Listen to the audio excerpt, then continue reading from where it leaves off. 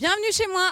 Ok, c'est pas vrai, mais j'aimerais bien. Vincent, aujourd'hui, je vous emmène à la découverte d'un lieu exceptionnel, terriblement mignon, pittoresque et atypique. Je suis à l'écomusée d'Alsace. Alors, l'écomusée d'Alsace, qu'est-ce que c'est? C'est 10 hectares de terrain, 75 maisons traditionnelles. C'est aussi Milena. Bonjour Milena. Bonjour Louisa. L'institutrice du village, regardez comme elle est belle. Bonne journée Milena. Bonne journée. Et je vais retrouver Michel pour en savoir un petit peu plus. Bonjour Michel. Bonjour Lisa. Alors, qu'est-ce que c'est l'écomusée d'Alsace? L'écomusée d'Alsace, c'est l'histoire d'un rêve, le rêve d'un homme, Marc Grotevol, qui n'a pas voulu voir démolir les maisons de son village et qui a décidé de les reconstruire dans un endroit comme celui-là, et c'est celui qu'il a choisi. Et du coup, on se retrouve avec des maisons qui datent du 15e, du 16e, du 17e siècle, traditionnelles, reconstruites à l'identique, et ça nous permet de retracer le fil des traditions alsaciennes. Oui, du nord au sud de l'Alsace, de l'est à l'ouest, on retrouve tout l'habitat rural reconstitué sur ce site. Alors, qu'est-ce qu'elles ont de particulier, ces maisons? Elles sont en bois, elles sont essentiellement en bois, en terre, en matériaux biodégradables et démontables, donc transportables. Alors, démontables, transportables, pourquoi? Parce que les paysans n'étaient pas propriétaires de leurs terres et du coup, quand ils devaient partir ou à la suite d'inondations, ça leur permettait de prendre leur maison sur le dos, un petit peu comme des escargots. Et il y a aussi une répartition des pièces qui raconte aussi une tradition. Oui, la plupart du temps, on retrouve à gauche de l'entrée la Stube et son Korlof avec la cuisine attenante. De l'autre côté, à l'étage, les chambres. Et puis le plus souvent, sous le même toit, les tables. Alors pourquoi c'est important d'avoir un lieu comme ça qui retrace le fil de ces traditions? Parce qu'il est important de transmettre la tradition et les savoir-faire, tout ce qui est immatériel ainsi que le bâti. Et il ne suffit pas simplement de vénérer la tradition, mais de la transmettre et de la faire vivre. Vous prenez plaisir à transmettre ça? Ah, tout à fait, moi je vis un rêve ici. Eh bien, merci beaucoup, Michel. Et je peux vous dire que le rêve est ouvert à tous. Vous pouvez tous venir ici. Je voulais vous montrer quelque chose avant de partir. On se croirait vraiment dans la petite maison dans la prairie. Alors, je voulais vous montrer ça. Vous savez ce que c'est? Peut-être pas. Ça s'appelle un Waschkassel. Je m'excuse par avance pour l'accent. Waschkassel, ça veut dire chaudron à lessive. C'est l'ancêtre de la machine à laver. Venez voir par ici. Alors, ici, on mettait le linge. Voilà. Juste en bas, là, on mettait de la cendre et du coup, entre l'effet du feu, de la cendre, de l'eau, ça lavait le linge. C'est génial, non? Et ça date du 19e siècle. C'est la machine à laver du 19e. Des pépites comme ça, il y en a un petit peu partout à l'écomusée d'Alsace. Et je vous propose de me retrouver tout à l'heure pour aller visiter l'atelier d'un artisan. À tout à l'heure.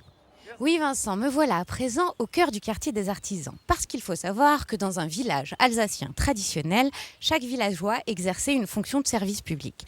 Et je vais retrouver Thomas pour en savoir un petit peu plus. Bonjour Thomas. Salut Louisa. Alors, dites-moi quels sont les artisanats qui sont représentés ici à l'écomusée d'Alsace? Alors parmi tous les artisanats qu'il y a à l'écomusée, il y a la poterie, on est à côté, juste derrière la charonnerie, on a une forge, un atelier de vitrailliste et le dimanche, tu sais quoi, on peut même se faire raser par le barbier. Il faut d'ailleurs savoir qu'au XVIIIe siècle, le barbier était aussi le dentiste du village. Les villageois, les artisans exerçaient plusieurs fonctions.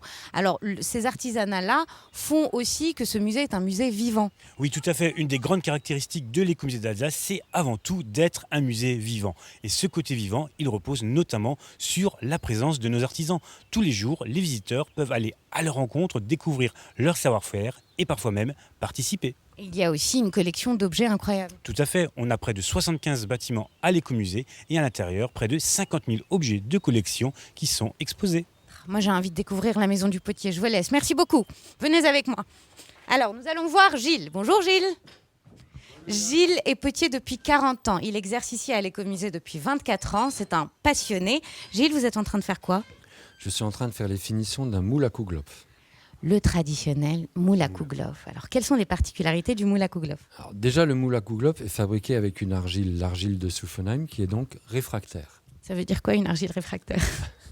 Qui accepte les chocs thermiques. On peut le mettre au four chaud et le sortir du four chaud. D'accord. Et il y a aussi une forme typique. Alors, la forme typique est due déjà au cône qui est à l'intérieur, qui va permettre de cuire le gâteau bien au milieu, et cette petite gorge à l'extérieur qui va empêcher la pâte de déborder. D'accord.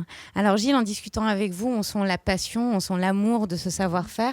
Pourquoi c'est important pour vous de l'exercer ici à l'écomusée? Alors, ce qui est important, c'est déjà de montrer comment se fabrique une poterie et aussi de préserver, de conserver les techniques qui vont vraisemblablement disparaître, tel le moule à Kouglof tourné à la main.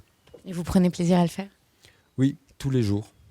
Ça se sent. Merci beaucoup, Gilles. J'ai envie de vous montrer quelque chose. Alors, la répartition de cet atelier de potier est vraiment faite comme à l'époque. C'est vraiment typique et traditionnel. Et juste là, je voulais vous montrer une pièce très importante chez un potier. Regardez. Est-ce que vous savez ce que c'est ? Eh bien, c'est le four. À l'intérieur, on dispose toutes les pièces. On attend que le four soit entièrement plein. Et puis, on laisse cuire pendant 28 heures. C'est sublime. Des découvertes comme ça, il y en a partout à l'Écomusée et dans ces ateliers. Alors, venez découvrir.